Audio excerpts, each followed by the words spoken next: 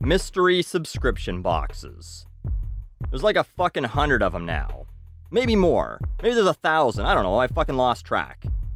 If you're somehow not familiar with this phenomenon, the way it works is you pay a subscription fee, $15 to $30 a month or whatever, and every month a box of stuff comes to your home.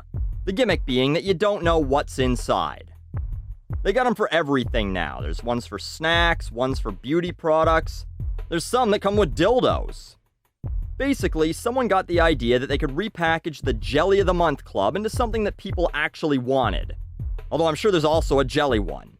And I think maybe that dildo one has some jelly in it too, just maybe not the edible kind. Then again, it might be edible. Spread on something, just not toast. The most popular ones seem to be the ones related to nerdy shit, with Loot Crate generally being the Coca-Cola of these fucking things. But I have both a fascination and an aversion to mystery subscription boxes. On one hand, I like surprises. Who doesn't? It's fun to get a box full of stuff in the mail, to open it and think, oh man, that's something I never would have thought of buying, but it's pretty fucking cool. On the other hand, I hate shitty surprises. It's the difference between getting a cool surprise present from someone that knows you really well and getting one from that relative that you see like once a year. Of course, if you're not a complete prick, at least you appreciate the effort from the relative when they give you some shit that you'll never use or enjoy, and you're not out any money.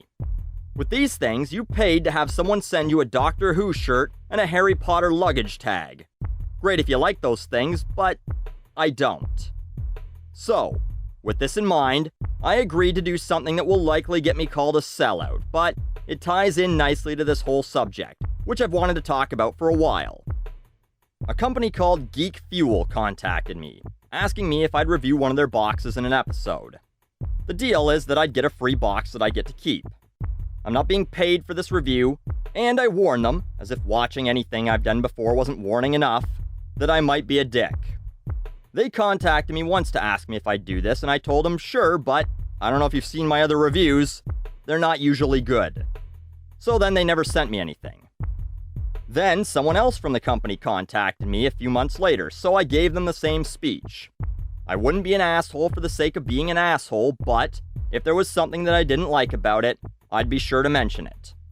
And I let them know my thoughts on these types of boxes already, which was that they often make me wonder why I don't just go to the comic book store, buy $25 worth of stuff that I know I'll actually enjoy, and leave it at that.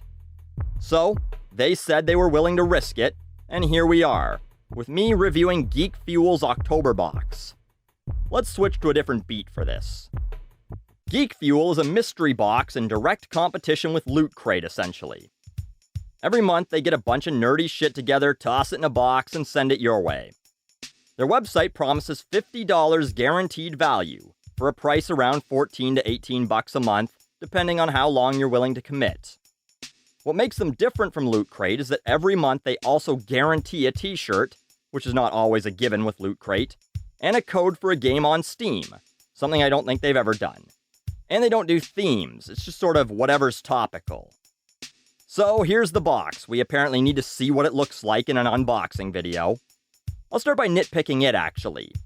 I had to go pick it up from the post office because I wasn't home when they delivered it, and I got a judgmental look from the fucker behind the counter. So, strike one, guys. Put in something nondescript.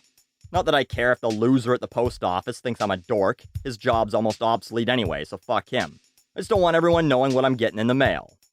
So, you open the box, and the first item you see is their Geek Fuel magazine. Some articles about some upcoming nerdy shit going on, generally related to the items that they gave you as well, but not always.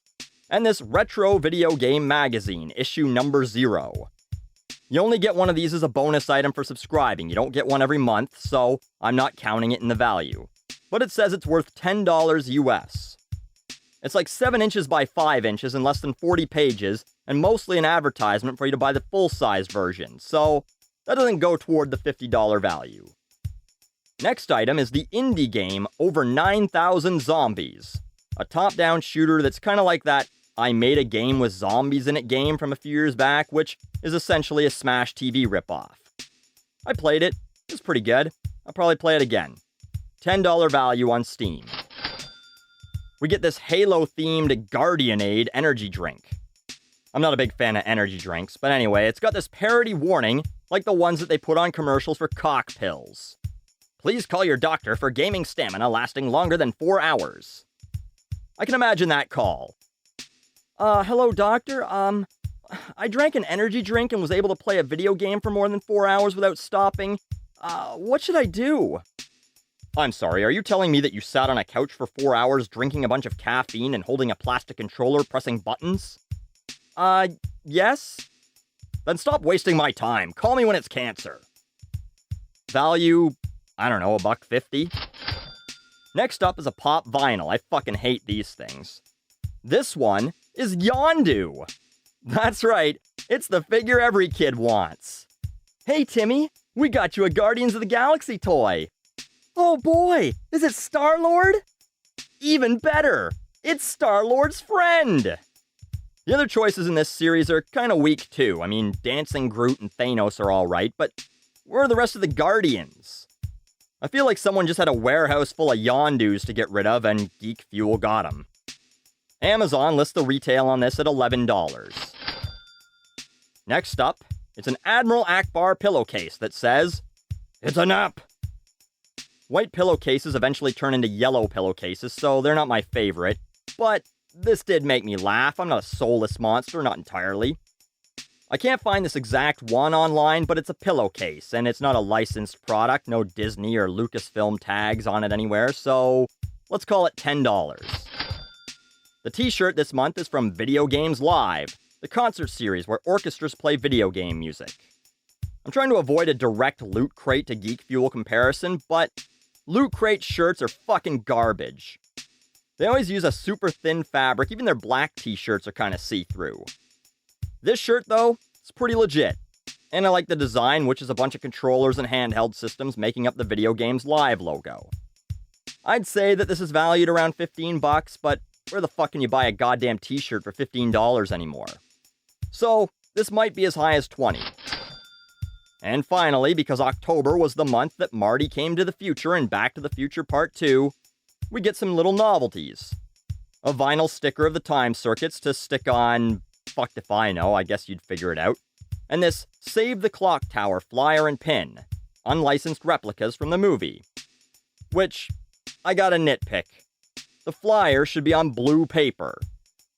I like Back to the Future, so this is fun, but overall it doesn't add much value to the box. I'd say maybe $4 for the sticker, $1 for the button, and the flyer's values, I don't know, 5 cents for a photocopy at Kinko's.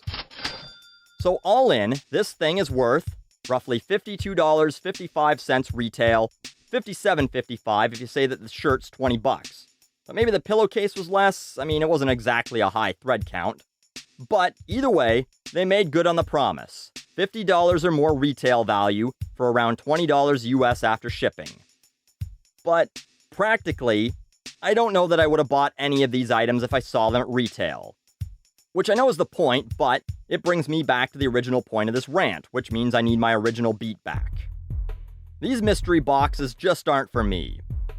I have collections I'm working on. I don't need more shit to put on shelves that don't fit the themes of what I already collect.